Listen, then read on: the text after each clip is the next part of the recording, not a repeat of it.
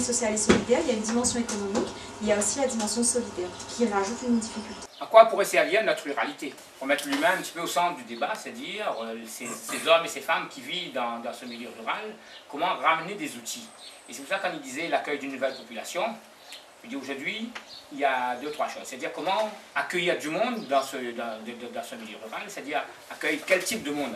Accueillir bien sûr des touristes, puisque tout le monde voudrait accueillir ce touriste, mais comment accueillir d'autres personnes fragiles, aussi bien des personnes âgées, des personnes en difficulté, des familles d'accueil d'urgence. C'est-à-dire comment la famille qui vit en milieu rural peut servir à quelque chose et compléter surtout son revenu. On aura du mal à faire accepter notre circuit court. Parce que pourquoi? En face de nous, c'est la grande distribution. C'est-à-dire, si on veut vivre de ça, il faut qu'on se mette en réseau. Voilà, sur un territoire qui aura été déterminé, qu'est-ce qui se fait, qu'est-ce qui manque? Et ça permet aussi après, ça facilite aussi pour le porteur de projet son étude de marché. Oui. Parce qu'aujourd'hui, ce qui manque, parce que monsieur disait bien tout à l'heure, les projets, il y a. Mais après, dans quelle globalité ça rentre, comment on a étudié la faisabilité et comment on prouve aux financeurs. Parce que le financeur, ce qu'il attend, c'est quoi? C'est aussi des garanties sur la viabilité. Donc, il veut voir un projet sur du long terme. Moi, je vois le projet de Guiteau. Bon, ben ici, Guiteau, la ville les a fait construire, le parc Cochon là-haut, le parc... Le gîte, tout ça, bon, c'est des choses que nous l'avons vu mettre en place.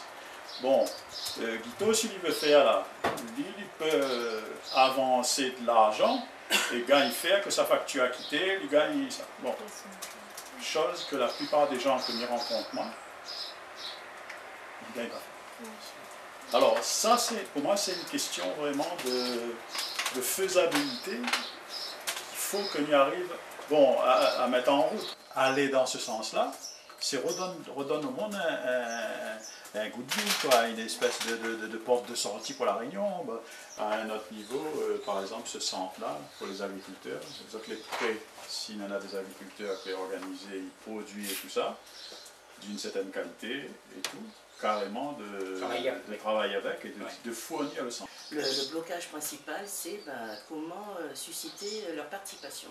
Hein. C'est ça qui est très compliqué. Et moi, ça fait 23 ans, question sociale, et je ne suis toujours pas arrivé à dépasser ça. Hein. Ni moi, ni les équipes sociales avec lesquelles j'interviens. Alors, au départ, c'est bien, hein, il y a un engouement, on est 40, 50 personnes, et au fil du temps, bon, on se retrouve plus qu'à 2 ou 3. Bon. C'est-à-dire la famille qui voudrait, lui, accueillir un truc social, oui. C'est-à-dire, ensuite, la connexion se fera automatiquement.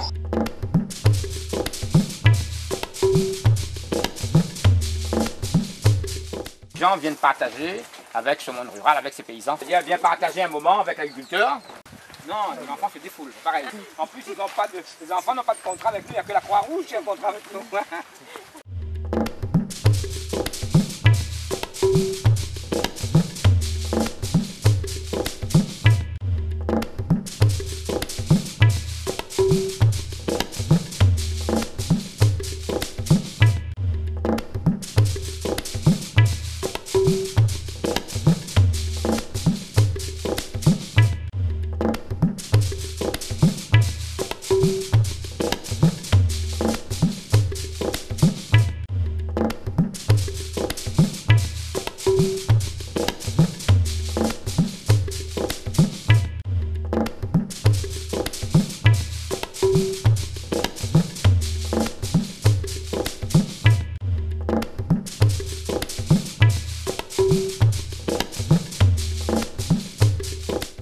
Et l'idée même de créer un réseau rural ici à La Réunion, c'est quand même un atout qui va permettre à tout le monde, toutes les associations, tous les acteurs de terrain, de se mettre ensemble pour travailler.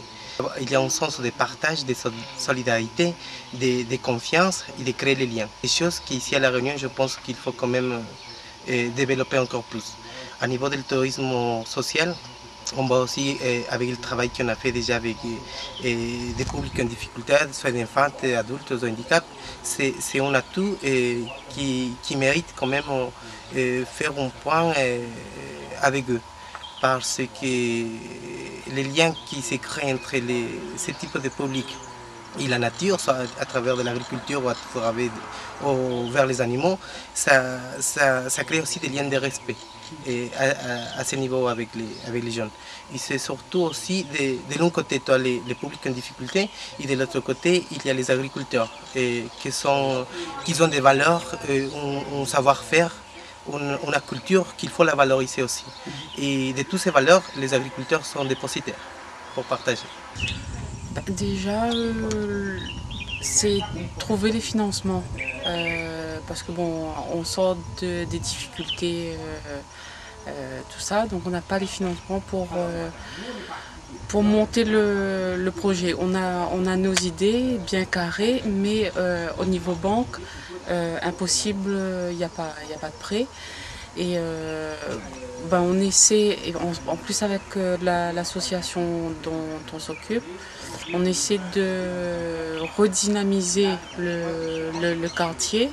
On est producteur, on veut vendre nos produits nous-mêmes, mais il faut qu'on ait une petite structure sur la route du Maïdo, enfin, pour qu'on vende nos produits directement aux clients et faire connaître nos clients de venir directement à la ferme. C'est évident, si on n'a pas les moyens, on ne fait pas. Le plus important, c'est vraiment harmoniser tout le réseau en fait, tout le réseau de partenaires et qu'on puisse vraiment travailler ensemble. Tout d'abord, ce que moi je peux apporter, c'est vraiment la connaissance du terrain. C'est vraiment une certaine mise en réseau aussi, une certaine interface avec les gens et les partenaires. Après, c'est surtout trouver des solutions de financement, trouver des solutions techniques, ce genre de choses en fait. C'est vraiment ce genre de choses nous on peut apporter.